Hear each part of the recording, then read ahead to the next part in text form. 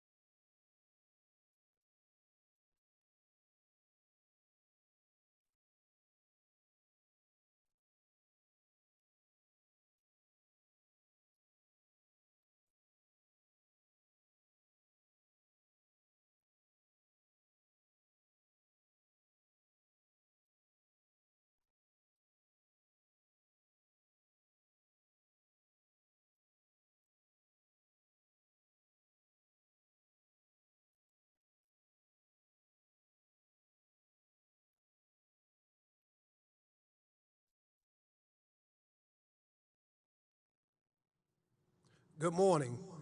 I am Michael Thurmond, CEO of DeKalb County, Georgia. And on behalf of Presiding Officer Steve Bradshaw, the men and women of our Board of Commissioners, our more than 6,000 employees, and as well as the 750,000 residents of DeKalb County, Georgia, I welcome you to the Maloof Building. And first and foremost, I want to thank our citizens for their resilience, their commitment, and their willingness to come together to face this unprecedented crisis in DeKalb County. As a county, a state, a nation, and really as humanity is gathering across this planet, I'm convinced beyond all reasonable doubt that we as a county, a state, and a nation will do what we've always done. As Americans, we will rise in a unified way to face the challenge, to overcome the obstacles, and to continue to be proud of America, still the greatest nation on the face of this earth. The threat that we face today is a threat that is no respecter of age, of race, of socioeconomic status. COVID-19 is no respecter of gender or sexual orientation. However, in the coming days, no matter what the challenges may be, we will do what we've always done. We will collaborate, we will communicate, we will work together in the face of adversity. I would also like to take a moment to thank my fellow public servants here in DeKalb County, in DeKalb's municipalities, and literally public servants all across this state, and this nation, and around the world. Thanks to those who are serving remotely, providing support and assistance for public servants still on the front line, in our hospitals, in our medical units. I want to thank you. I want to especially thank those public servants who, because of their responsibilities, cannot shelter in place. I want to thank those public servants who, because of their responsibilities, cannot be relocated, but must continue to serve on the front line. They are the men and women of Fire Rescue, our police departments, E911. They are the men and women in uniform who 24/7 run towards danger and not from danger. But we must also not forget those frontline workers in our sanitation departments who are doing everything they can in summer heat, in winter cold, in rain and snow and hail to make sure that our communities remain disease-free. I want to thank those men and women who this morning in the rain are on their tasks and doing their jobs, collecting and disposing of waste in DeKalb County and all across this nation. I want to thank the men and women who are on duty at Scott County Water Treatment Plant, ensuring that DeKalb County has safe, potable water. I want to thank the men and women at Snapfinger and Pole Bridge who are ensuring that wastewater is being properly treated and that our economy and that our environment is being protected. All of you who serve on the front line and in remote locations, I thank you. And on behalf of these men and women, I want to say to the citizens and residents of DeKalb County is that there will be no shutdown, that we will continue to provide essential services to our residents. I want to thank Dr. Elizabeth Ford, our district health director, and those men and women who are serving to ensure that everything is being done to prevent and mitigate the spread of this deadly virus and to keep all of our citizens safe. But as we address this health crisis, we must not forget that we are really facing a parallel threat because there is also an economic crisis brewing in our community. We will not, in the coming days, forsake those who've been dislocated, who are unemployed, and now without salaries cannot afford to support their families and themselves. Going forward in this executive order, we will take specific steps to address not just the health crisis, but we will also work diligently to mitigate the economic damage that's being visited upon our citizens. Therefore, because of these realities that we face in DeKalb, in Georgia, and across this nation, on this day, as your CEO, I will issue an executive order effective immediately that will address these two great challenges. Number one, I want to assure the citizens of DeKalb County, Georgia, that DeKalb's workforce has reached a heightened state of readiness. Over the last 3 weeks, we reviewed all of our emergency protocols. We redeployed resources, particularly electronic and technological resources, to ensure that the job will continue to get done. Number one, our most valuable asset, not just in an emergency, but every day of the year, our most valuable asset remains, was, and always will be our workforce. Therefore, we've established 3 designated categories of workers. Frontline workers, our frontline workforce, will deliver essential government services in a seamless manner to the county's citizens. These frontline workers have job functions that will not allow them to work remotely, but they will continue to report. These frontline workers are including, but not limited to, the Department of Watershed Management, Sanitation, E911, police, fire, the Sheriff's Department, and I will add, I spoke yesterday with our Sheriff Melody Maddox. We've been in constant contact and will continue to work and communicate together. Our Medical Examiner's Office, Roads and Drainage, Senior Center, and Recreational Department employees that are assisting in the distribution of food to two of our most vulnerable populations, our senior citizens, and we're working with the DeKalb School District to provide snacks in the afternoon for students who are out of school, DeKalb Peachtree Airport, and all additional departments and or individuals. But we recognize that those on the front lines are placing themselves in harm's way as it relates to this COVID-19 virus. Therefore, all frontline employees will be compensated at their regular salary plus 50% administrative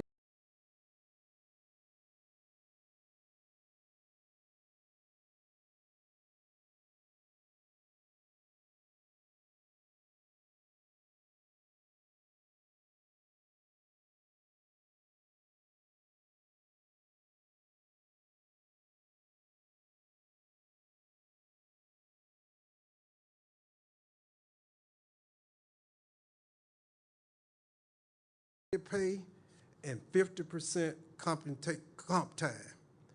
This is our acknowledgement and recognition that all employees are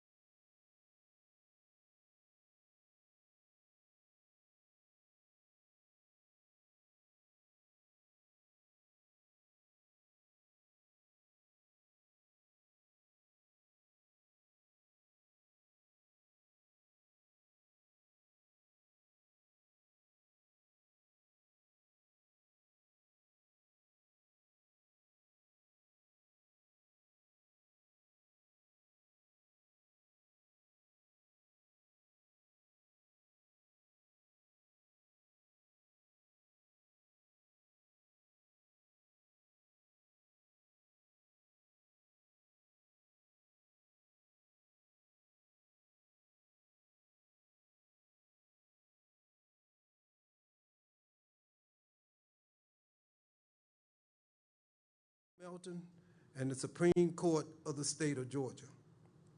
The moratorium on county-initiated terminations of water service to residential customers for non-payment will remain in effect until revoked by Chief Executive Order.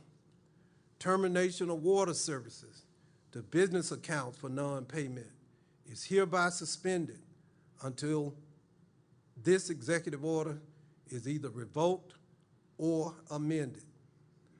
All businesses located within the geographic confines of DeKalb County, except for essential businesses as defined by this order, shall have hours of operation beginning no later than 6 a.m.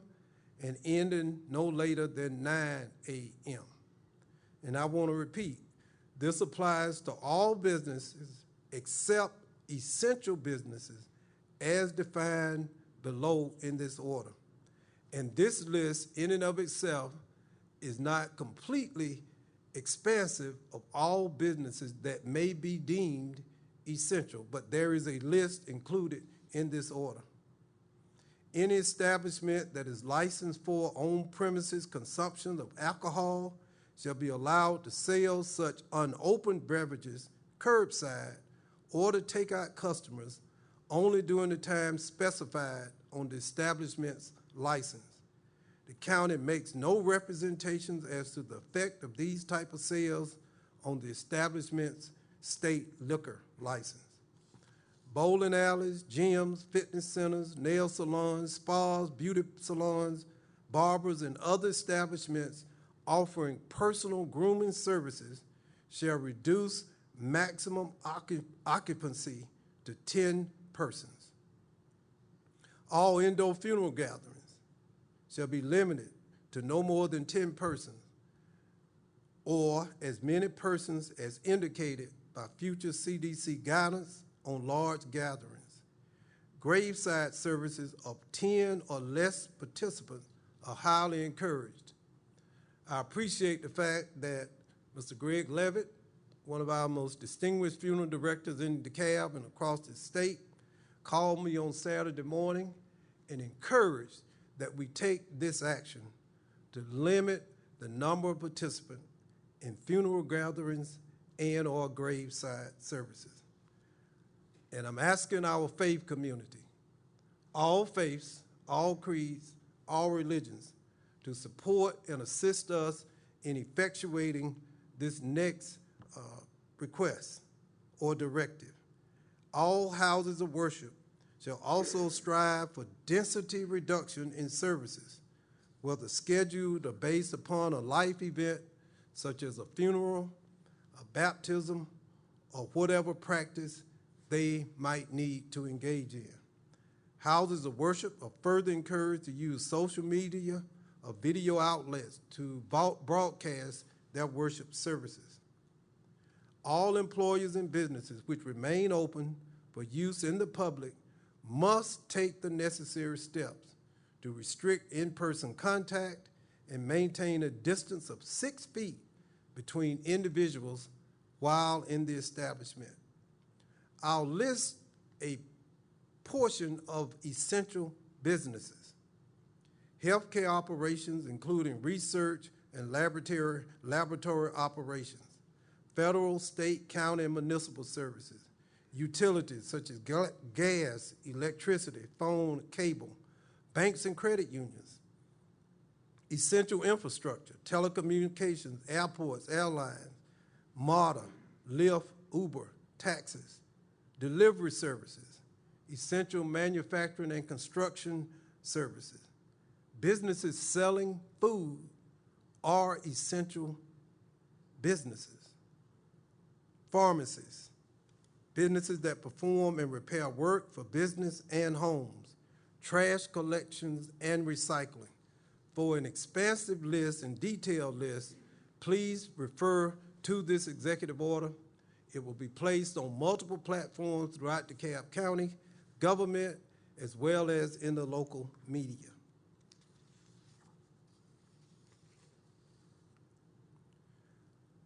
This is a two-pronged strategy to address the health crisis, but also to do everything we can to address the looming economic crisis that hundreds, thousands, tens of thousands of our citizens are now facing. Recognizing that edicts and mandatory closures have a significant detrimental effect on all citizens and cause unintended consequences if not made in a deliberate and careful manner. I want to repeat this. Edicts, executive orders, mandatory closures have a significant detrimental effect on all citizens and cause unintended consequences if not made in a deliberate and careful manner. Thus, your Chief Executive Officer and our Board of Commissioners call upon all of our public and private partners to assist and advise the county regarding appropriate health and economic measures during this pandemic. With that in mind, and I spoke individually with all of our commissioners this morning, we will direct Ms. Teresa Austin, who is Director of the county's Workforce Agency. We seek the support of the agency's Board of Directors, which is charged with the responsibility of administering job training workforce assistance, to immediately make available $1.3 million to DeKalb County residents and workers who have become or will become unemployed and dislocated as a result of this pandemic. The funds will be distributed according to law. What our dislocated worker program will do for the unemployed is to provide direct and indirect assistance to men and women who find themselves unemployed and seeking additional training virtually so that when the economy returns, they can find employment and support for their families. Individuals who are unemployed, who have become unemployed as a result of the pandemic, can go to the WorkSource website today and apply to become a participant in this program. And if the need arises, I am prepared to seek additional funding with the support of our county commissioners to help men and women support themselves and their families. The county, with the support of Presiding Officer Bradshaw and our Board of Commissioners, will immediately appropriate an additional $400,000 to support our summer youth employment program.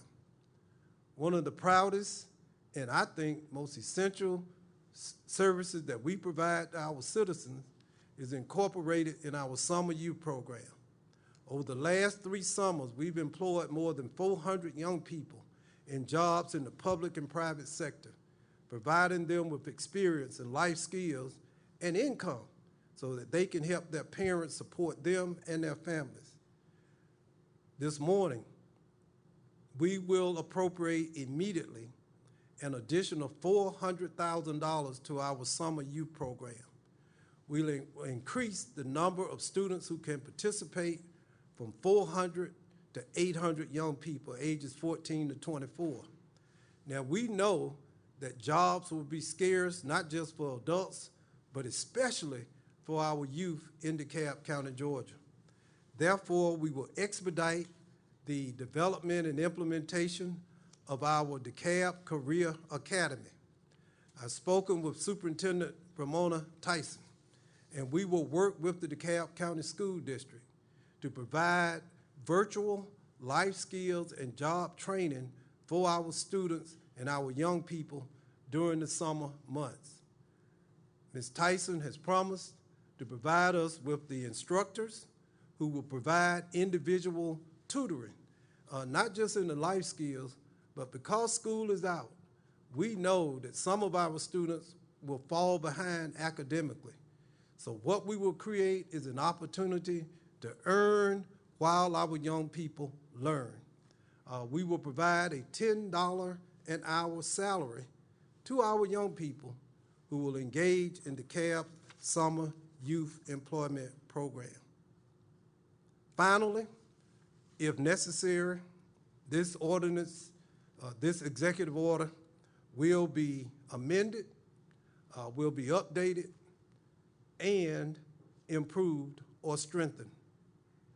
Finally, this order will necessitate and call for the creation of a strategic COVID-19 commission for DeKalb County, Georgia. On that commission, that will be appointed by myself with the support and assistance of our Board of Commissioners, key players, not just in county government, but from our municipal governments, from our public and private partners, as well as our business community. It will include health professionals like Dr. Ford and others we hope from those outstanding healthcare institutions that exist within the borders and confines of DeKalb County, Georgia. I close with this. These are troubling times. These are frightening times.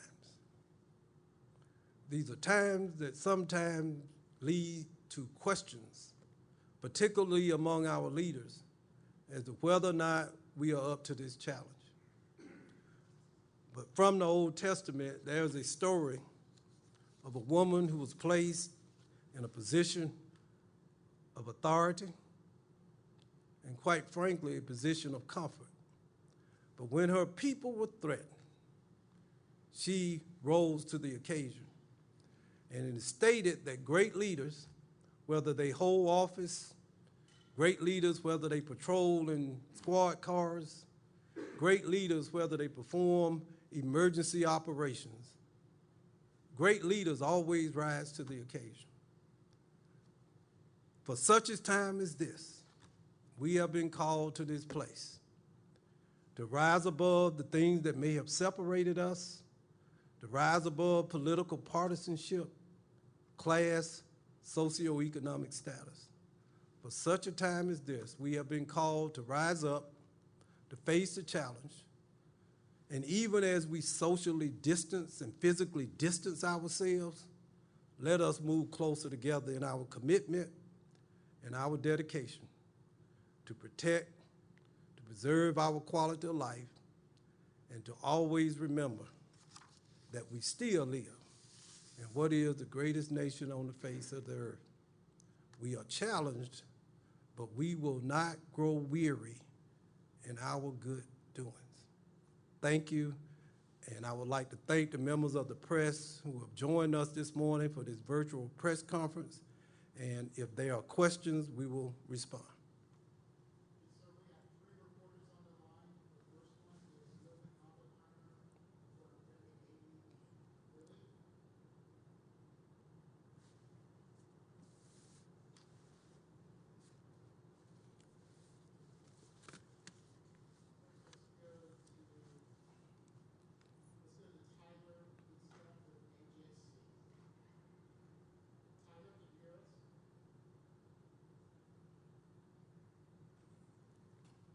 Mr. Thurmond, Tyler, he's up in AJC. How are you? Good morning, Tyler.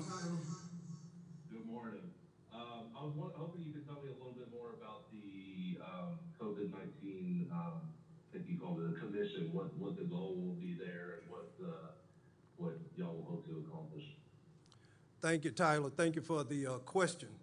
The commodity that is in shortest supply during times of emergency is often good, credible information that citizens can access and use, and it's important that the leaders of DeKalb County in the public and private sector have a platform where we can discuss, we can strategize, share the information, develop the strategies, and implement them in the most effective way. I don't come with all the solutions. I don't advocate or suggest that I have. Individually, I'm just not smart enough. Collectively, we can generate the answers that we need to make sure that we keep DeKalb County safe.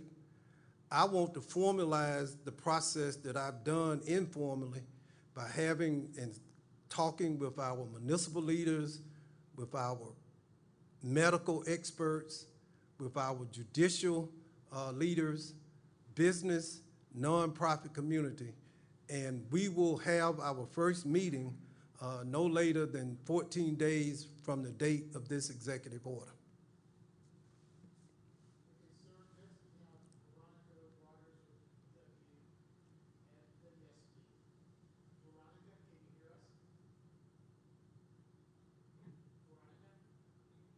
Hi, CEO Thurmond. This is Veronica Waters with WSB Radio. I wanted to ask you whether or not you could address the citizens of DeKalb County by sort of what would you say to people who are going to hear your words and hear about the state of emergency and the voluntary curfew? Anybody who's listening or watching and may be afraid of what's happening, if people are feeling fear today. Thank you, Veronica, for the question. First and foremost, I implore that every citizen must be careful and they should be concerned. But I also implore and remind that we should not be fearful. We should replace concern, we should replace our fears with a sense of realization that we have men and women in key positions who are dedicated, who are committed. We have frontline employees today who are out there on the front lines, who are placing themselves in harm's way, who are willing and able and dedicated to do everything we can to keep our citizens safe. Fear, quite frankly, is not something that we should be ashamed of. It's not a surprise. This is an existential threat, one that is invisible, one that knows no boundaries. But I would hope, and I pray that our citizens will know, as a result of this press conference and our ongoing efforts to continue to leave the lines of communication open, is that they are not alone. And since you brought it up, I also want to reach out and express our concern for and support for those individuals and families who've already been infected by this horrible disease. I want them to know that they will not be stigmatized, but as it relates to the DeKalb County government, they will receive our full measure of support as we help them navigate this crisis.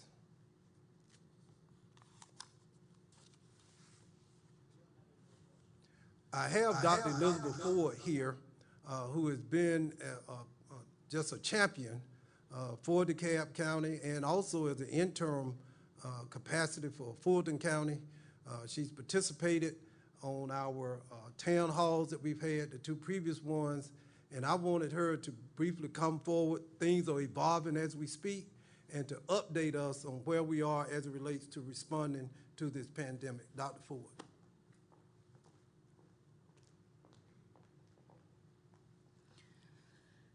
Thank you, Mr. CEO, for your leadership, for your efforts to create a uniform policy throughout DeKalb County that will hopefully move forward to protect our citizens and continue to encourage physical distancing.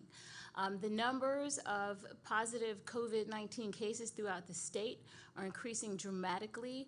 In fact, we can barely keep up with them. We had numbers last night that have since increased in the hundreds. And so these types of measures, while problematic for folks who want to be outside, are our best defense against continuing spread of this disease. DeKalb County Board of Health will be issuing a separate public health emergency declaration, speaking specifically to public health functions shortly. And we will continue to support the CEO in his efforts to encourage social distancing as our best method of decreasing spread of this disease. DeKalb County Board of Health will also be listing on our website our essential services that will continue to be provided throughout this epidemic. Thank you for your patience as we continue to battle this. Dr. Ford, will you speak to the testing that Testing, yes. Testing. Let's talk about testing. So we learned this morning on a call that additional tests will be received through the state to continue with our screening. We are doing specimen collection through the Department of Health. And we have a site located here in DeKalb County where we will be doing specimen collection, which will be then sent to the public health lab or to one of the commercial labs. Those are still priority level screenings at this point because we are still lacking adequate testing to test every individual who would desire to be tested. And so currently we are testing symptomatic individuals who have been referred by a hospital or their primary care physician. And they will reach out to the Board of Health, the physician, and the individual will be provided with what we could call a PUI number. PUI stands for Person Under Investigation. That PUI number will allow them to be provided with the site where specimen collection is taking place. That is an undisclosed site out of protection of privacy of the clients and to decrease the number of individuals who will just drive by demanding a test. We understand that people are anxious and are desiring to be tested. However, our priorities are those who are currently symptomatic, our first responders, and those who care for individuals who are at high risk, and that would include our nursing home population staff. Dr. Ford, I think we have a question for you from one of the reporters. Sure. For me? Okay. Hi, Tyler Eaton from the AJC again. This could actually be for Dr. Ford or Mr. Thurmond. What would, with these new restrictions in place, what would you say to folks that, I mean, we see reports everywhere from Florida to of people just kind of ignoring these recommendations. What would you say to folks in the cab who may be glazed over when they see these types of recommendations? So you're asking what do we do for folks who are just sort of poo-pooing this whole thing? Yes, what would you say to those folks? I would say that, it's not an issue until it impacts you. The issue with COVID-19 specifically is that this is a novel virus, which means no one has immunity toward this virus. Everyone is at risk for contracting it. You may be one of the lucky ones that has a mild course, but why on earth would you want to take that risk when so many people are being impacted right now? And Tyler, I would add, don't be so selfish. That's just damn selfish. You have to think about how you may impact the lives of others. So let me repeat it. Don't be so damn selfish to go out and put other people at risk. Now, Dr. Ford can say that, but I can't.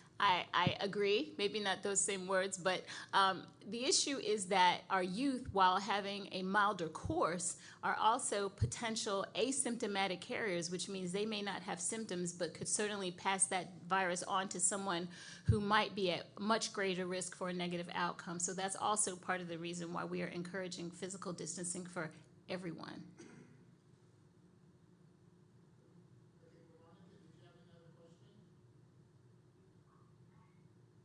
So this question could go to either CEO Thurmond or Dr. Ford. The president today was tweeting that at the end of the 15-day period they have been talking about in Washington, we're going to have to make a decision as to which way we want to go. He's indicated that he doesn't think a national lockdown is ready, but we've heard again from you all today about the importance of flattening the curve, so to speak, and now the state of emergency with a voluntary shutdown, a voluntary curfew rather. What will be the direction in the county, or what will be your recommendation in the county? Should the president decide to tell us or tweet next week sometime that, you can just go about your business as normal? We have been and will continue to follow the recommendations of the CDC. We are so proud to be the home of the preeminent healthcare organization really on the face of the earth. And we will continue to follow their recommendations, whatever they may be, through our State Department of Health via the DeKalb County Board of Health. This is not a political, this is a process. What we really need to do is rely on the experts, the medical practitioners and the scientists who I believe, and from my perspective, I will follow their recommendations. This should not be and will not, in DeKalb County, will not be a political decision. I'm going to listen to the distinguished lady to my left, as I have been, and follow the directions of the State Department of Health and the CDC and other organizations who have the skill sets and expertise who can make the proper decisions and recommendations.